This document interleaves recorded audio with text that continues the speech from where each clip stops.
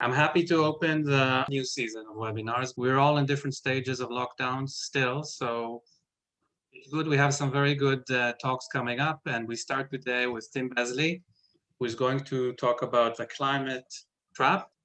So Tim, do you want to start? Yeah, great. Thank you. Thanks very much, Ronnie. Thanks for inviting me. Torsten, I can see, is here as well. So the really hard questions you can save up for him later. Okay, so this is joint work with Torsten, as I already said. The title is somewhat grandiose, but I think we think we're getting at something that really matters in a debate that should trouble all of us, which is how do we avoid a climate catastrophe. There are some features of the model that are, I think, very well suited to answering or trying to gain some insights into that question. Some that I'll try and point out along the way that probably don't fit so neatly, but we think the ideas that we're putting on the table here are germane to that an important set of debates that I think we're all engaged in one way or another. Let me just see if I can get that to go down. So everyone talks about the idea that we need some kind of fourth industrial revolution as a precondition for effectively combating the challenge of climate change, which means making it feasible for people, perhaps more feasible than it is now, to have major changes in their consumption lifestyles. And we're seeing parts of that already. I mean, the announcement by Volvo this week that they're not going to be producing any more petrol vehicles by 2030 is an example of a transition path that we're on. I thought also more interesting, although not deeply relevant to that, was they also said they're only going to sell vehicles online. So it's more innovation than just electric vehicles. But we're seeing changes, and that's a manifest example that the move towards electric vehicles. Now, what we're kind of interested in here, and it's the sort of key part of the whole paper, is the complementarity between lifestyle change and the development of green technologies, and the fact that will create the potential for two-way dynamics between values and technology. So I guess somewhat unusually for this type of literature, we're going to be thinking about the dynamics of values as well as the dynamics of technology. There's quite a lot of work on the dynamics of technology. But one thing also that I think we have pretty centrally that isn't in a lot of the literature is the need to have government policy right at the heart of this, but endogenous government policy. A lot of the literature just describes an exogenously given time path for policy that's determined by a social planner. It seems to us important that we start to think about the role that the politics plays, and not least the political institutions. So what we'll do in our model is we'll have a kind of plain vanilla account of politics, a very basic political model. But then we can use that as a launch pad for thinking about different aspects of politics and how they can affect our conclusions. It's interesting, one of my Zooms today was with my undergraduate micro students where we were talking about international climate agreement. And it only took them 5 minutes to say, well, how on earth are we going to get this unless the politicians start to want it? And we're only going to have the politicians wanting it if the citizens want it. So it didn't take my undergraduates very long to think that they should be thinking about endogenous policy, and that's what we're going to be doing here. So we're going to look in a theoretical framework. We're going to set out the logic of these arguments for what it would take to have a two-sided green transition where there's the joint dynamics of values and technologies and the joint analysis of policies and values all working together in that. And in this kind of model, and you'll see later how the model sort of structure plays out, you can have a world in which the transformation in values can reinforce the process of green technological change. And that can create a kind of virtuous circle where technology is pushing you in the same direction as the value change. And of course, policy is also going on in the background, and that can give you a kind of virtuous path. But equally, the same forces, the same complementarities can take you into a vicious circle, if you want to call that, where you're trapped in a kind of climate trap where interacting economics and politics and values all prevent you from ever getting to a point where you can have that kind of green future that people think we need if we're going to escape the climate trap. So very quickly, I'm going to spend most of my time here on explaining how we kind of think about this and what the model features are that make it feasible to have all of these interactive elements. But there is obviously an extensive prior literature into which we fit. We fit into the literature on models of innovation.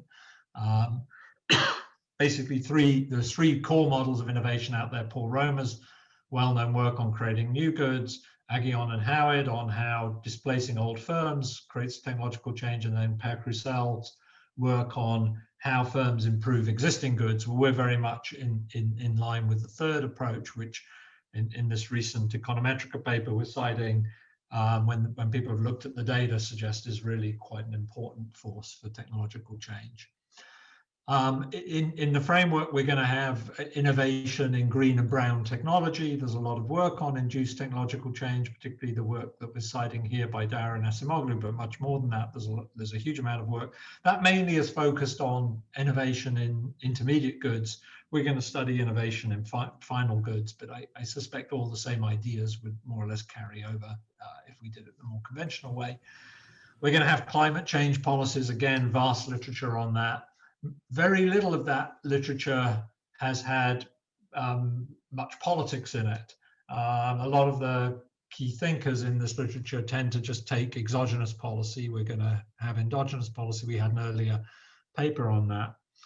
And what we're going to be able to do is, after we set up our baseline model, and how much of this I'll actually get to in the time budget, I'm not entirely sure, but we can also think about different features of the political environment and how they can change the conclusions around what we think, when we think there's likely to be a climate trap versus an escape from that trap.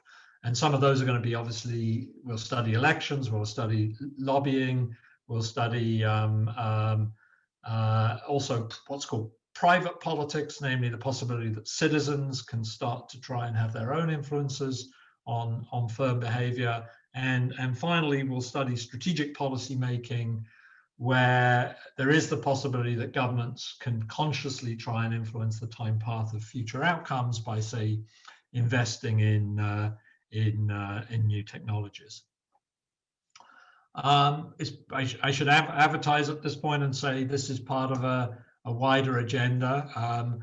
I slightly hesitate to say what I'm going to say next with Torsten looking at me from the right of the screen, but we're working on a book which we're hoping that will come out in finite time on the interplay between socially determined preferences and identities, policy, and sort of conventional economic and political economy models, where we're very influenced in that work by people whose work you'll know, like Akerlof and Cranton, Besley and Verdier, Guido Tabellini, and also draw on some of the cultural anthropological work on cultural evolution.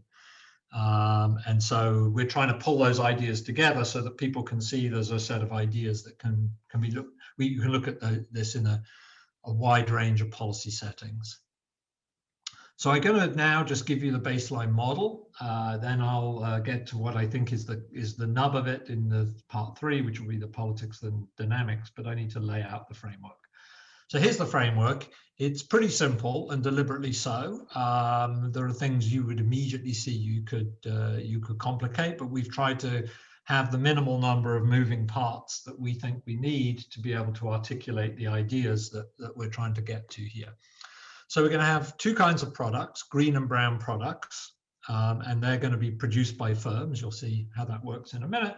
We've got two types of consumers. We'll call one group environmentalists and one group materialists, and they're going to make different kinds of consumption choices.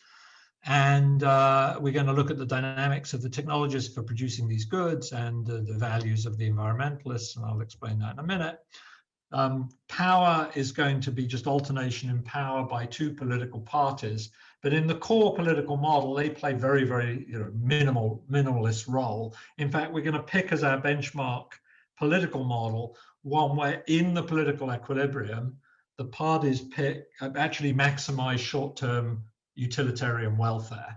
So whatever's going to distort the politics here, it's not going to be the short-term objective function of policymakers that they're in hock to only the materialists. It's going to be because of the lack of commitment, and you'll see how that kind of comes out as we go. So just to be a little more formal, there's a numeraire good that can be turned into green and brown varieties. Brown goods pollute, green goods don't pollute. We have a bit of notation here. There's a continuum of green goods and a continuum of brown goods. And we've just for accounting purpose, we have to keep track of the quantity, the quality, the price, and because we have policy, the tax rate on each of these goods. Small case letters are always green goods, and brown case letters, uppercase letters are always brown goods. And we're going to study a symmetric model, but we'll start off just showing the model and then go to the symmetric case. In the population at any date, and this is going to become part of the dynamics, we have a share of materialists.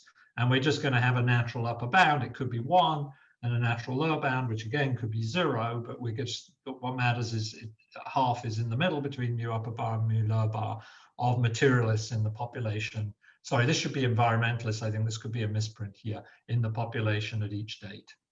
I'll be clear when I get to it. I'm pretty sure this is mu is the fraction of environmentalists, not materialists. And each consumer just has some income and denoted in the numeraire that they can spend. The preferences are these over a continuum of goods look like this. The key point to note is that the Q, the quality of each variety multiplies the quantity of each variety in the utility. So if you can improve the quality of goods, they generate more utility per unit of consumption. This term here is the aggregate pollution produced by brown goods. So materialist preferences are only for brown goods. We'll assume that materialists consume brown goods, and but even materialists are impacted by pollution. So in the baseline model, which we will relax, the externality created by brown goods acts symmetrically on green and brown consumers. So they're not green and brown because of the way they're impacted by pollution. They're green and brown because of the consumption that they want. So lambda is a parameter that parameterizes the extent of the externality produced by the brown goods. There's a budget constraint that brown goods sell at prices P and green goods at prices little p, but of course the materialist consumers don't like green goods, so their demands are just given by this simple constant elasticity form. We just do a similar exercise for green consumers, but green consumers differ because they like green goods. They're also impacted, and as I said, symmetrically at the moment, although we'll relax this later, by pollution created by brown goods. And again, we just get a very simple formula for the demand for green good varieties as a function of the price and the quality. Okay, and so that's that. So we now go to firms. Firms are each variety is monopolized in our model. So each variety will set a price with a markup over marginal cost, which is effectively going to be dependent upon sigma. So the profits for a brown good variety depends on the extent of the market for brown goods, which is because they're going to get their own equal per capita share of brown goods profits in the end. So that's the revenues they get, and this is the cost of production. The cost of production is chi, is just the marginal cost, the technological cost. And then there's the possibility that they'll pay taxes on those goods if the government implements a Pigouvian tax. So when you just plug in the formula for the optimal markup, you'll get an expression for profits. It looks like this. Everything, because of the functional forms, you get a closed form for, and you can analogously derive a closed form for the profits of the green firms. So brown firms making profits, green firms making profits. And those profits, of course, are going to depend on the extent to which government is trying to discourage the consumption or encourage the consumption of those goods. So big T is the tax rate on brown goods and little t is the tax rate on green goods. How does innovation take place? Well, we have an innovation technology, which is given by this, again, nicely behaved constant elasticity concave technology, which I'm showing you down at the bottom here. But basically what happens is that there are scientists or inventors out there who train to be scientists or inventors at some cost omega. There's no constraint, we assume, on the quantity of possible scientists in the equilibrium we study. So every firm that needs some scientists can get scientists, and essentially firms hire scientists to improve the technology. Firms are profit maximizing, so they're just going to make a simple intertemporal decision. If I invest more in science today, I can increase quality and I can sell my good for more money tomorrow. So very straightforward, standard intertemporal optimization problem that we're going to see in a minute. But this is the technology for improving technologies. We'll assume that any tax revenue is just redistributed back lump sum, so there's no distribution going on inside politics. But again, that's something one could potentially think about introducing. But in the model, everything is closed by lump sum distribution of any tax revenues. And we'll now, from now onwards, take an entirely symmetric case where the same tax rate is levied on all brown goods and all green goods. And in fact, we're going to have a fully symmetric equilibrium where the quantities of brown goods and green goods and prices of brown goods and green goods are all going to be symmetric within each category. Tim, can I just ask one please. question or remark about redistribution? Yep. Some things that are happening in the chat about the fact that there is a complementarity, it seems, in practice between kind of climate and the politics of climate change in terms of redistribution effects, thinking about displaced workers from particular industries that don't find, cannot find themselves working in new industries, and that affecting their political views and the way they vote. So I guess you're abstracting from this. Yeah, but it's important, and I think it would only push you more towards a trap if you had that in. To some extent, when we introduce lobbying, because we're going to suppose that the sort of incumbent brown goods producers have more lobbying power than the green goods producers, kind of pick up a little bit of that old economy, new economy conflict. But you're completely right, or whoever's putting that in the chat is completely right. That would tend to drive you to even more, quote, negative politics. So it would, you'll see later, I think the lobbying thing is the nearest we'll have to be able to get some reflection of that effect in our model. But in the core model, we're abstracting from it, like you said, Ronnie. Okay, so that's so there's no within generation redistributive struggle here.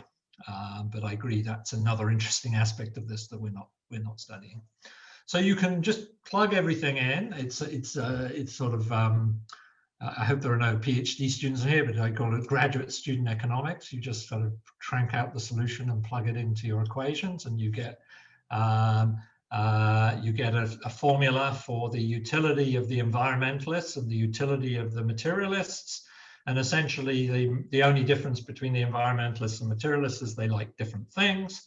We assume that, and again, apropos of the previous comments, we assume that they get equal shares of profits.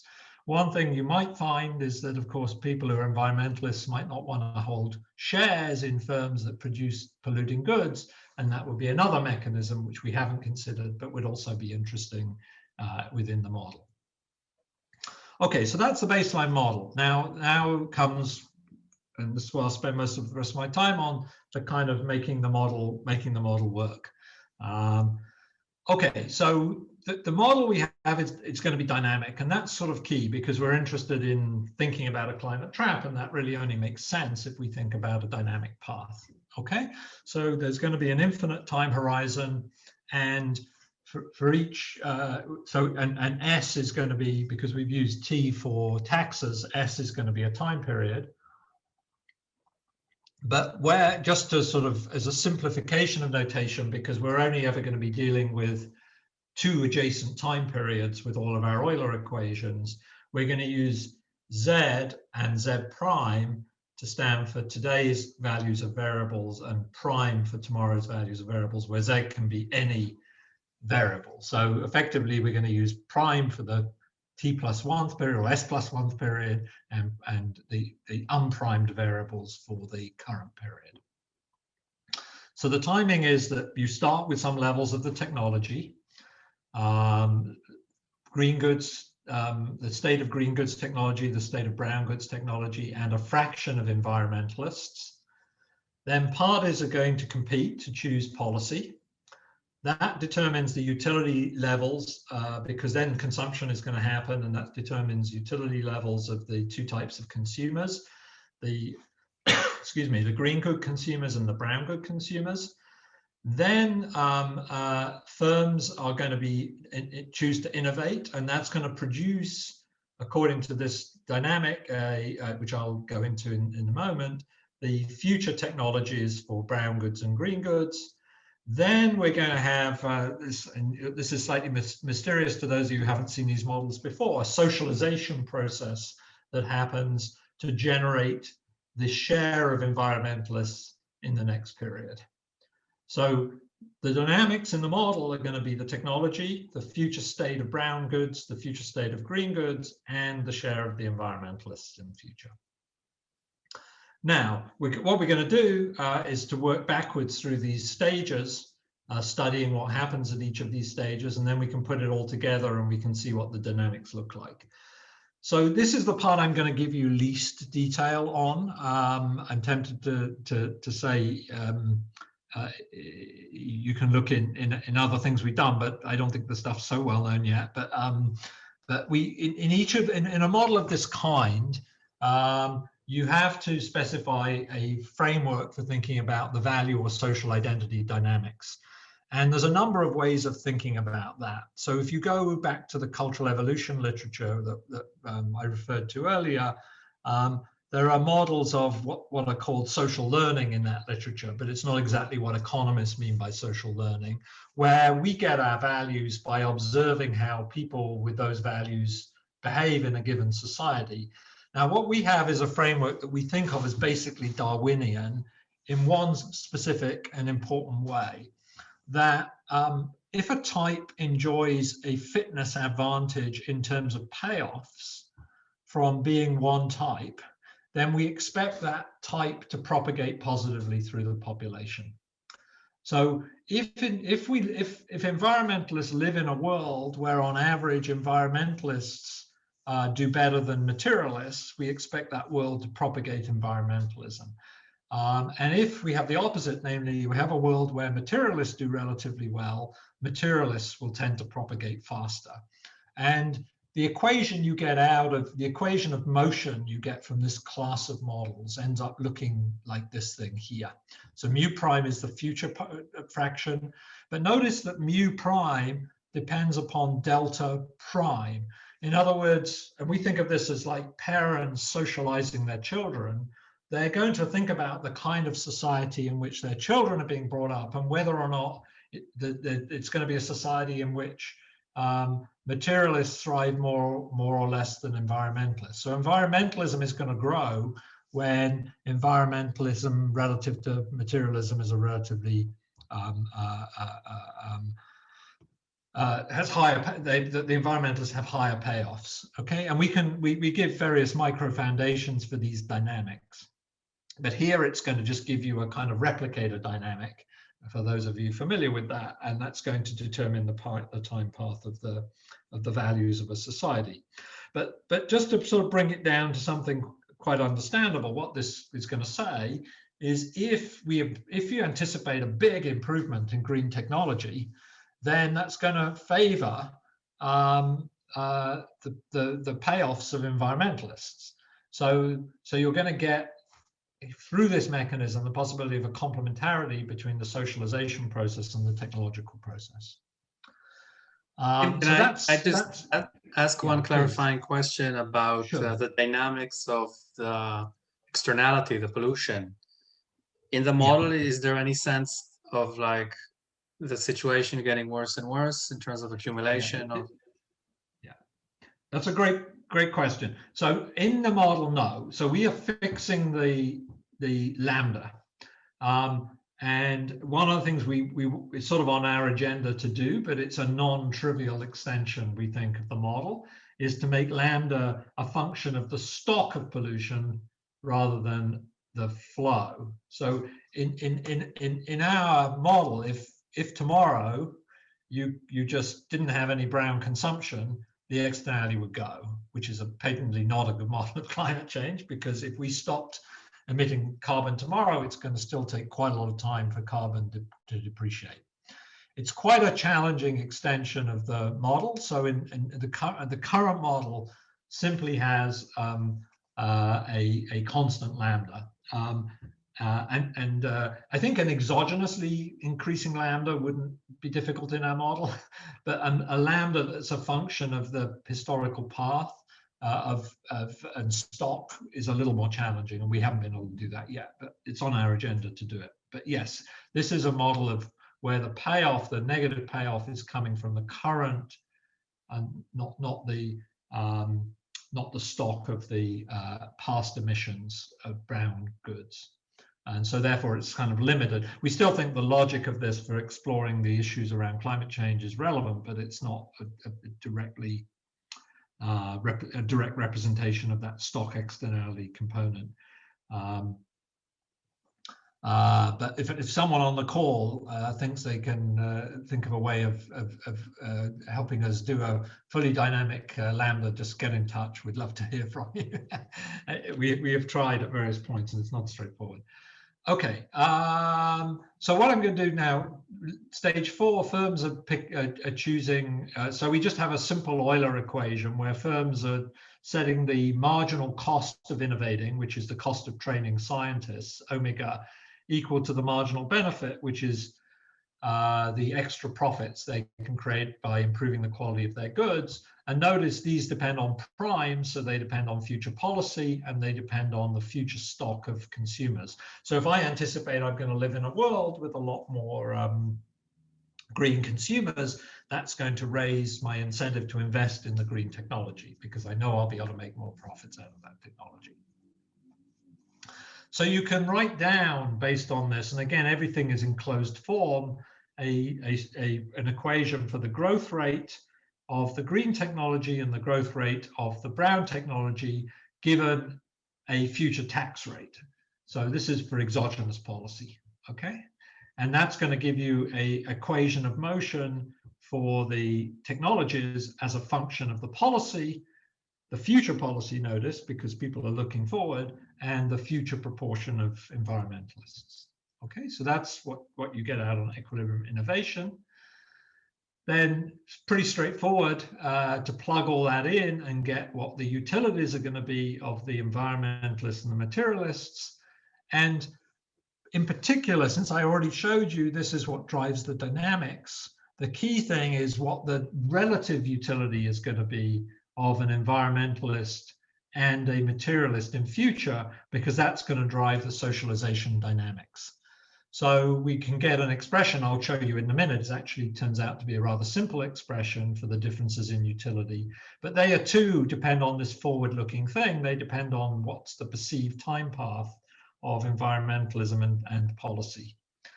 I'll come back to the delta sub mu bigger than 0 in a moment. I'll just leave that hanging for the moment. Okay, the final step is to think about the politics. The politics is really very simple here. People care about the future, so we haven't got myopic politics. The problem is they cannot choose, people alive today cannot choose an optimal path of policy into the infinite future. They have to take as given what will be the equilibrium policies chosen by successive generations.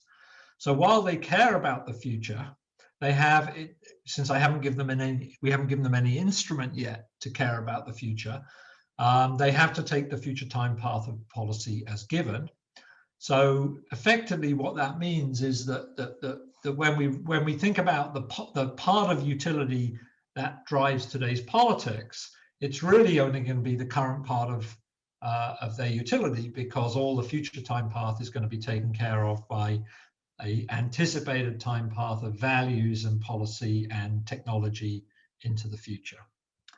So that means when we study politics effectively with the very simple probabilistic voting model, what we get is that both parties effectively want to maximize a utilitarian social welfare function because they're vote maximizing parties and they each want to get at least half the votes. And that boils down to a really simple problem, which is equivalent to maximizing utilitarian social welfare.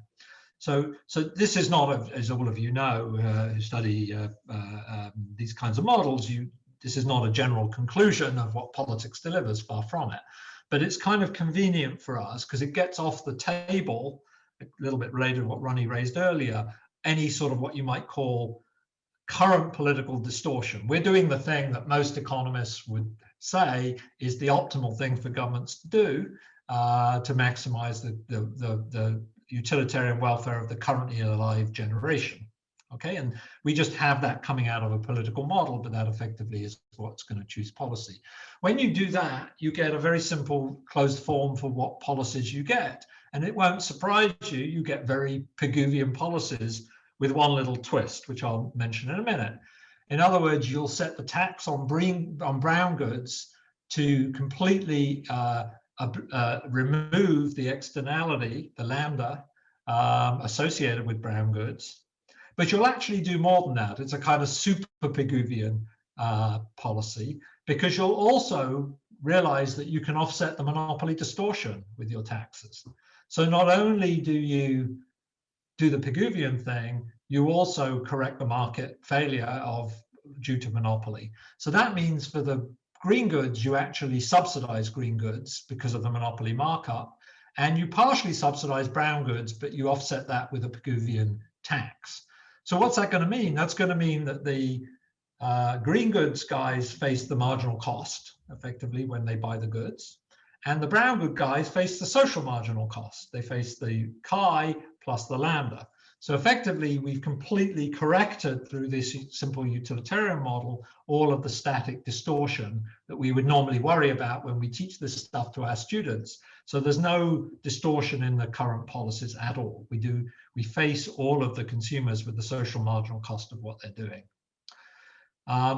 When we plug that in to the utility functions, we get the utility functions as a function of the existing technology for the green consumers and the existing technology for the brown consumers. And notice they become incredibly simple formulae like this, okay? So this is very convenient for us because we can now plug that into the expression for big delta, which you remember was the difference between these two utilities. And we can get, it's actually on one more slide's time, we can get a formula that drives the cultural dynamics. But just before we do that, we can also plug all of that in and get a closed form solution for what the growth rate is going to be for brown technology, and what the growth rate is going to be for green technology when we take into account that the government is offsetting the static externality associated with those goods, okay? So we get a closed form model for that. This is the thing I told you I was going to show you, which is what's the expression for delta prime, which is this forward-looking utility difference between being an environmentalist and a materialist. And again, that comes down to a closed form solution. Now we can see quite easily what that depends on. You know, if we think that the technology for green consumption is very well developed, that's going to give a fitness advantage to green consumers. If we think that the technology for the brown production is very developed, that's going to give a fitness advantage to materialists. But also entering here are these true social marginal costs, well, private cost for green goods and the social marginal cost. So if we're in a world where there's a very big externality, because we're taxing that externality with our super Pigouvian tax policy, that's going to reduce the utility of brown consumers, okay? So there's the thing I wanted to mention, I said I wouldn't mention earlier, I'll mention now. In a world where there's more green consumers, that gives a fitness advantage to green consumers if that's anticipated in the future. Well, why? Because the market for green consumption is much bigger. That's going to mean you'll have more innovation and growth for green products. So there's a complementarity between the values of the population and the incentives to create technologies for that population. And that's picked up in the model because the derivative delta sub mu is then positive. More environmentalists leads to more future payoffs to environmentalists. So now we're able to move from here to describe the dynamics and the kind of feedbacks that drive those dynamics. If you start from a situation where green goods are very poorly developed relative to brown goods, then that's going to mean you're going to start at a point where there's a fitness disadvantage potentially to the green goods consumers, because there's very few good quality green goods around. And so therefore that's going to discourage people becoming environmentalists, and that gives you a feedback from the state of the technology back into the values. But equally, if you anticipate that that's going to change, so the next generation is going to be more environmentalists, that's going to be a boost to investing in the technology. So that's where a key dynamic complementarity comes into the model. And it turns out, therefore, that the key thing that drives the dynamics, if you recall, was the sign of big delta prime. The sign of that boils down to a really, really simple equation, which has three components. The first component is the relative development of the two technologies. Is the green technology developed more than the brown technology? Adjusted for the fact you're going to get growth in those technologies over time. So if little g was very big, you're getting a lot of improvement in the green technology. That's going to push up little delta relative to the growth you're anticipating you're going to get for the brown technology. And then there's a term in how much are you punishing through policy the brown technology, and that's going to depend on the ratio of the marginal cost to the social marginal cost. So basically everything from that somewhat complicated and you might think Baroque structure that I developed so far comes down to a really very, very simple equation that's going to drive everything about how the model works. So basically you get the following, that the model has a kind of natural form of hysteresis. You'll see that in a minute, where you have your starting values, and the starting values are how many environmentalists do you have in your population now, and what is the state of development of green versus brown technology. And then essentially you'll be on either one of two worlds.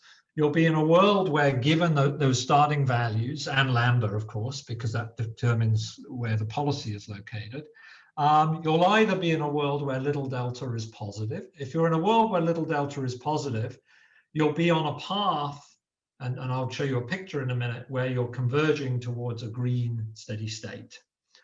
If this thing is negative, given the current values, you'll be converging towards a materialist steady state.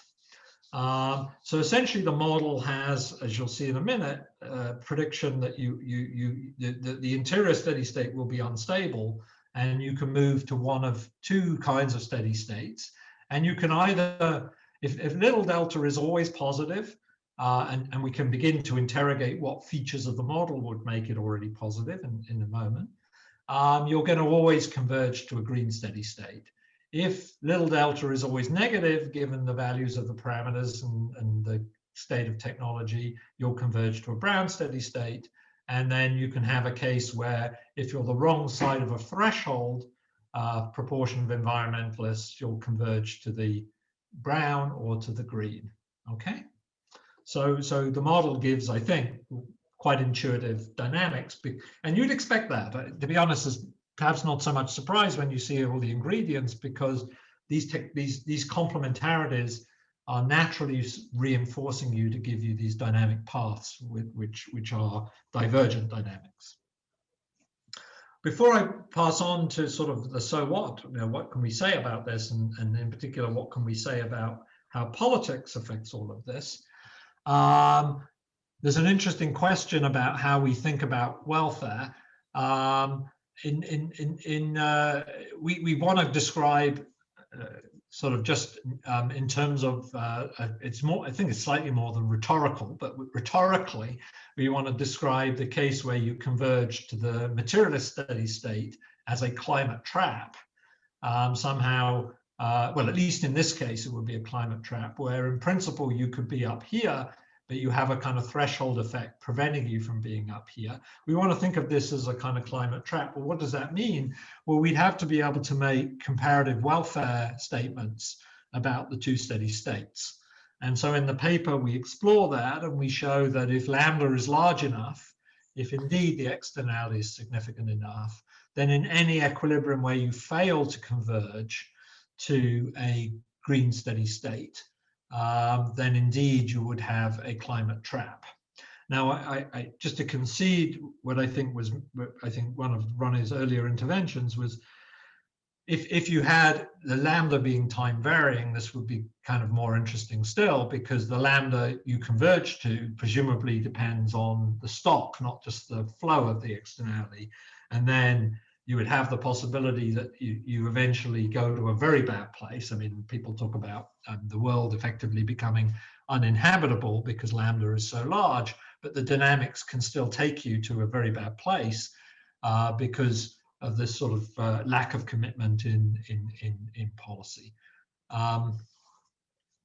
You can talk about comparative dynamics in the framework and path dependence and the possibility that shocks can take you to different dynamic places, either shocks to technologies. So one of the things I think that the framework would be interesting for looking at, although we haven't done this, is what would happen if, for example, one country, you had a multi-country model where one country is improving green technology, and that could spill over to another country. Could that put that other country on a better dynamic path? Because it's like a positive technology shock for another country. So things that breakthroughs in the technology for green goods could put you on a different kind of dynamic path. Things that convince people, Extinction Rebellion or whatever might be the manifestation of this, to become more environmentalists, would also put you potentially on a different dynamic path if there were exogenous shocks to various variables. And suddenly an increase in the perception of lambda, namely if we can convince people that actually the climate emergency is bigger than we first thought, that could also shift you to a different dynamic path. So in the paper we discussed that.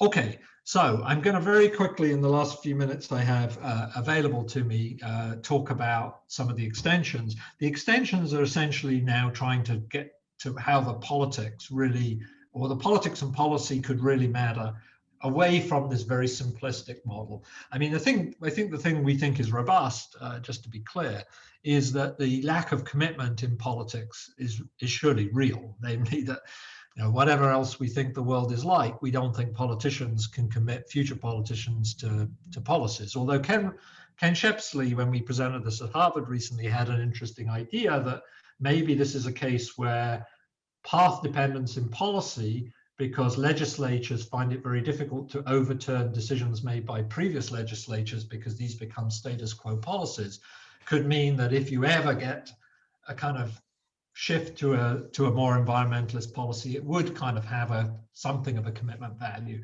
That's a nice idea, but you know, the idea you could actually legislate your future path doesn't seem so plausible. Tim, it's quite interesting. Sorry. No, I just wanted to ask on that point. In the model you presented, if you take away this lack of commitment and allow politicians to have commitment, will that take you out of the trap when it's a trap? Not always. So actually, in our earlier paper on this, we asked exactly that question. Now we didn't. Sorry, just to be clear, we had an earlier paper where we didn't consider endogenous technology at all. So that I can't answer vis-a-vis that. But in our earlier paper, we asked, is there a commitment tax which could always get you to the welfare superior equilibrium? The answer is going to be yes. I mean, so if my colleague Nick Stern were put in infinite charge of the time path of policy, he would presumably just tax brown goods out of existence in the model, and that would be sufficient always to take you to the green steady state. So quite reasonably, in a model where someone who was a committed environmentalist always chose policy, I think the answer here would be also yes. So you could imagine a world where somebody who couldn't get elected, although I'd vote for Nick, but many people wouldn't, could get elected and forevermore choose the policies that would only put you towards the green steady state. Yeah. So, but we're interested in working within the framework where there isn't any commitment. By the way, another sort of footnote on this, which I think we talked about in our earlier policy too, is that a lot of the progress in Europe on green policy has happened because it's been done at the EU centre, precisely outside the purview of domestic politics. So many things, so people say, oh, the EU is run by an unelected bureaucracy. Well, actually, in the case of environmental policy, that could be good because it means that you can actually have more environmentalist policy than any country could unilaterally vote in, given what their voters want. So you can imagine ways of changing the system to get you more green technology by making it less accountable. But that's not what we're going to talk about now. Okay, so I'll talk, I think, I'll only have a chance to talk about this a little bit because I know time is passing. But basically, we consider sort of richer models of politics where we allow consumers and voters and innovators even to be part of the political process. So one thing we became sort of interested in is as a kind of civil society of scientists, where a lot of the times the scientists don't want to work for the brown firms anymore because they actually do internalize environmentalist values. And so we explored that idea. We also talk about lobbying as a kind of way of potentially locking in the politics of brown production, and we talk about R&D subsidies. R&D subsidies are interesting in our model because they're dynamic policies. You can't commit a whole future time path of R&D subsidies, but you might be able to choose R&D subsidies to change the technology, at least for a period of time, and have a dynamic effect. So you can add all these things to the model. I'm going to skip this one, I think, because I want to get to something slightly more interesting. But basically, a lot of people criticize our model and say, well, you've assumed that the green guys dislike the externality as much as the brown guys. Well, that's easy to fix. And if you do that, you can see that the more that green is politically salient the more that environment and pollution is salient to the green consumers, that will have an economic impact on policy, and that will have therefore a potential to shift you to a different dynamic path. We think this is a kind of cute example where you think of scientists as like sort of motivated agents, where they're willing to accept a lower wage to go work in a green sector that lowers the supply price of science to those sectors. And we ask the question, does that can that get you above a threshold for getting out of the climate trap? And again, what's nice about all these extensions, and I'm sorry I can't go through them in any detail, basically how the extension affects the model always comes down to how it changes this little delta function. So effectively what happens is that by having motivated scientists, it raises the rate of growth or an improvement in the green technology. And that can, if that happens sufficiently strongly, that can take you to a new dynamic path.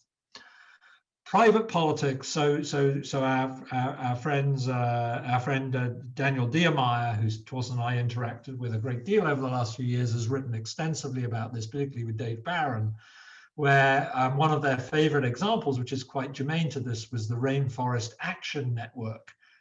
For those of you who are not familiar with it, but they basically specialized in corporate invasions. So instead of waiting for the political process to change things, they essentially just increase the cost of doing business to firms whose policies they don't like. So we kind of model that very crudely in our model by imagining that the citizens who are environmentalists can have direct influence on raising the cost of doing business, because presumably to stop the Rainforest Action Network invading, you have to sort of build some kind of protection against them. And again, it all comes down to how it affects this critical condition.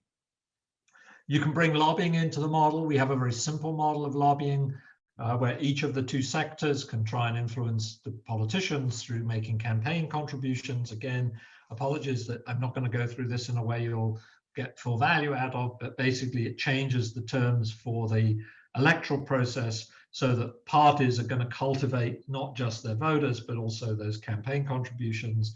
And you get a different formula. Sorry, this is off the side of the page for some reason. Different formulae for these optimal taxes. And if the brown sector is more organized than the green sector, that's going to reduce the extent to which policy in the current period, at least, is fighting the externality. And then that has, again, a dynamic effect. I haven't got the delta function for this case, but basically you can rewrite the delta function with the new policy outcomes, and those policy outcomes are going to reflect the lobbying. Okay, for my last 1 minute, I think I have, let me just go to the R&D subsidies. So we think this is an interesting kind of way of, at least very limited way, relaxing the commitment assumption, is by imagining that the current government can have a policy that directly influences the time path of technology, which we call an R&D subsidy. And then we solve the political model with the R&D subsidy. And of course, that's going to increase the growth rate of green technology, but it has to do in a way that's incentive compatible from the point of view of the politics. And what we do is we solve for the optimal green subsidy. And I guess the only thing that's interesting about this is now where the government can actually anticipate not just the standard effect that we all would think about when we think about the impact of an R&D subsidy, which is to improve the quality of the technology, but also the possibility that they can anticipate that part of what you do is to shift the value of becoming an environmentalist and what we call a cultural multiplier, which is the impact that subsidy has on the time path of values, not just of the time path of technologies. And again, that just boils down to how that changes the delta function. Okay, so what we've put together here, and I apologize I've done in a somewhat breathless way, is a model with endogenous politics, technology, and values. And we think that if you're going to sort of have a joined up way of thinking about the way in which we're likely to evolve policy towards trying to head off some of the worst aspects of pollution we have in mind, but we don't have a direct model of the stock externality, but we have in mind averting the climate crisis, the kinds of considerations that would come in. Things that we think are quite general are obviously the lack of commitment in the process and how one works with that, what institutional changes we might need.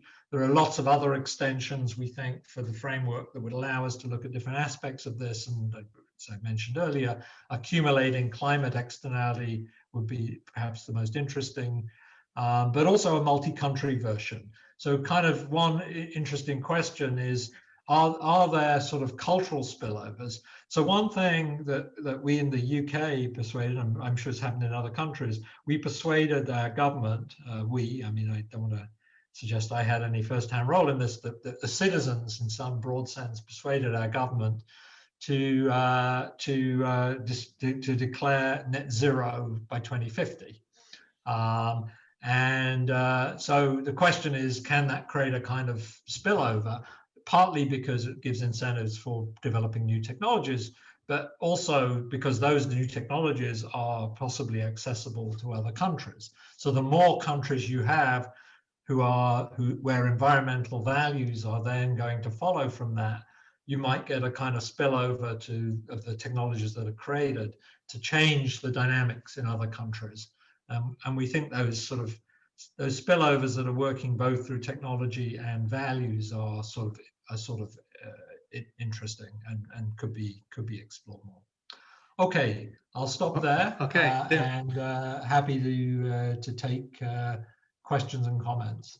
Yeah, thank you so much, Tim. And I'm sorry you were pressed for time. It's partly our fault for the technical problems in the beginning. Whoever wants to ask a question, just raise your hand in the virtual way, and I'll try to see, and I'll let you speak. Whoops, wait a minute.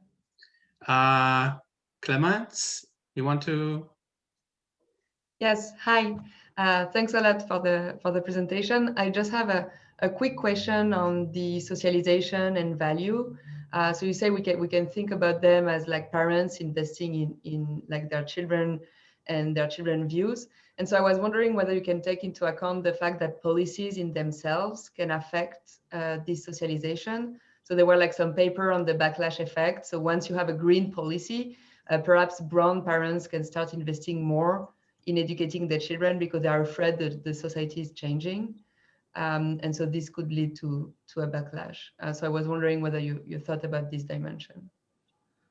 Thought about it, yes. Tried to sort of think analytically about it, not so much. I think it's a great point. I'm reminded of the fact that when my sons are grown up now, but when they were very young, on one occasion, they came into a room where the standby light was on the television, and they insisted we unplug the TV because they were convinced that we were contributing to climate change by allowing the standby light to be on, and that was not because of taxing anything. That was just, as you say, there's a kind of narrative version of cultural change which is happening.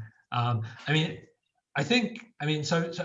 part of it is policy. I mean, policy sort of that's cheap talk in a sense. You can try and convince your population of anything, and if you don't back it up by policy. So actually, that's exactly where we are with this net zero thing in the UK right now. Our government has declared that it's going to do net zero by 2050, but now it's a case of show us the policies.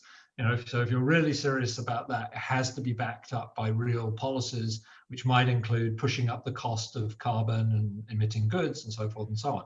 So there is a kind of interplay, I agree with you, between the sort of pure cheap talk or pure narrative policy that sort of shows you pictures of, what happens when the ice melts in the Arctic and stuff, versus having real incentives policy. Torsten wants to come in on this as well. I guess most of you noticed, but just let me point out that this is a very different model from most economic models of climate change and pollution, because that starts from a setting where we use the usual incentives with prices, and people slide on their indifference curves and they make another choice marginally when they face a different price. And there's no role for value formation or anything like that. There's nothing wrong with those models, but they are somehow not capturing the reality we see in the next generation of people really making statements about the kind of life they want to live. And then, however crude the model that Tim showed you today is, it does have such a component of a choice of living a certain life with certain consequences for other than yourself. And that's what distinguishes this framework from the conventional approach. Just a quick, John Londrigan came in the chat and said, well, could you apply this to home ownership versus renting? Well, the answer is yes. Anything where we think there's some dynamics in the underlying preferences that might be driven by policy. So our book is really about that. We think the domain of applicability of ideas like this, the reinforcement between policy and cultural change, has been sort of underexplored in a way. So we think, we don't want to claim everything can be applied to this, but any case where the policy then changes people's attitudes and preferences, we think the same core ideas, obviously modified to circumstance, would apply.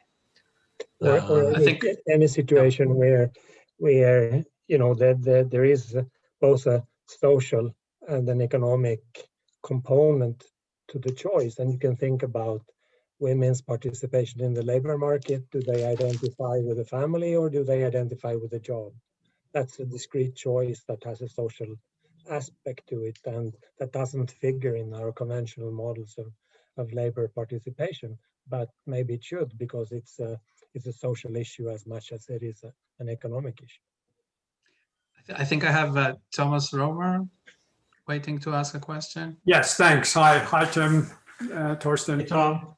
Great Nice project. So I thought it would be useful. It might also already be in your paper if you had sort of a clear, either in your graphs or more generally a calculation that shows the sort of the impact of policy for given initial conditions. That is, compare your equilibrium to one where taxes are zero. So to see where it is that policy actually moves you and what the utility gains are associated with that. That is to say because in some cases it looks like even when you go back to even when you end up in what you call the bad trap, the policy actually does make you better off than if you did nothing, right? In some sense, but it's not the one that gets you out of the climate trap. So it'd be good to see that comparison. So what is the sort of maximum scope of policy in your actual model would be a good thing to see either from the graphs or from a calculation. That's one point. Yeah, that's a really good point. And that then leads to your calibration exercises, which you may or may not want to do.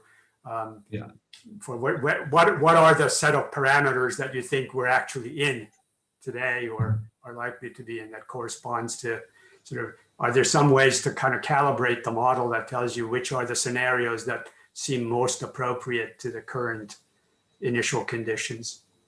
Right. I mean, it goes to slightly wider, but I skipped over a slide which said sort of talked about politics and second best. And a lot of people sort of, I think, wrongly for the most part, think, well, politics only leads to sort of bad stuff. Well, in our so take the case with no politics and no policy. In our case, even though politics may not be able to get you all the way to perhaps what you need is the commitment tax policy, it gets you perhaps far enough to escape the climate trap. Yes. So you could be in a situation with, So I think it sort of puts a little bit into perspective the sort of second best nature of what politics can do for you. It may not get you to the first best always, or sometimes it might. So, yeah, I think that's a really good point. Thanks, Tom. Yeah, and I also had a quick follow-up to Clemence, related to Clemence's question. I was thinking that in your model, there is trying to act on values directly. I mean, I know that at least in the US, in some communities, environmentalism in schools is kind of a religion that kids come home with, as your example also illustrated. And that must have some staying power. So devoting resources to changing values is also something that in your model can be calibrated. And so that, which is easier politically to change people's environmental religion or just to use only the tax structure to change people's values indirectly over time? Yeah. Of course, that's really interesting, but also controversial territory. Yes. So David Cameron, when he was prime minister, wanted to introduce citizenship lessons into schools. Yes. Now, what exactly does that mean? I mean, is it an opportunity to say actually only conservative prime ministers who went to Eton should be allowed to be prime minister, or was it, genuinely objective measures that would enhance the quality of citizenship? So you get into tricky stuff. But I agree with you, Tom, that and Clemence before, that these are part and parcel of the reality of what governments do. I mean, the US, you have the pledge, don't you? I don't know quite what that's up to. Yes. It's presumably part and parcel of something that's trying to convince young Americans to be something. Yeah, because in your model, indirect utility functions are already endogenous to the socialization, and so this sort of, you're allowing the socialization to be to be an individual choice, but in fact, it's a collective choice. Yeah. I have Nico next. Yeah, great. Thanks. Thanks for the talk. Very, very interesting. So here, carbon is a flow pollutant. You sort of mentioned that the damages don't accumulate. Have you thought at all about what happens if you sort of say that carbon is accumulating pollutant and then the situation gets worse and worse? So I could think of two stories you could tell. One is one where this trap is sort of temporary, but it can mean that the ultimate steady state is much worse than it could have been if sort of the increasing carbon concentrations start pushing the society towards a more greener state. But there could be another one where you have some sort of a governance breakdown because of the impacts of climate change, essentially destroying politics in some way. So have you thought at all about these sort of questions? Yeah, we thought a little bit about it. So let me tell you something that is relatively easy to do, but very ad hoc. And that's simply to suppose that Lambda is changing over time in some predictable way. and in particular, if you just have an exogenous path of increasing lambda, then it may be that lambda is increasing. Suppose you're in the trap, then as lambda increases, you're going to make the policy more and more severe. So eventually you may exit the trap just because lambda is going up exogenously. So you're absolutely right. But the interesting case, which I think at the moment we can't figure out exactly how to do, is where the lambda is not just going up exogenously, but going up as a function of the past policy. I mean, it can't be impossible to do it, but the exogenous lambda intuition says that maybe then, instead of lambda going up just because time is passing, as it does in the exogenous lambda model, then it's going up because the policy today is making it go up in a particular way. And that's the interesting, where you might get even more, even richer dynamics than the ones you just described. But clearly you're right. All that matters to escape the climate trap in our model with policy is that eventually it becomes horrible enough that you get draconian policies, and then eventually you'll fix the problem because you will get there. Whereas I guess what the climate guys really fear is it won't get nasty enough until you've hit some point of irreversibility where you can never get the problem under control. And that we don't, our current model couldn't deliver that.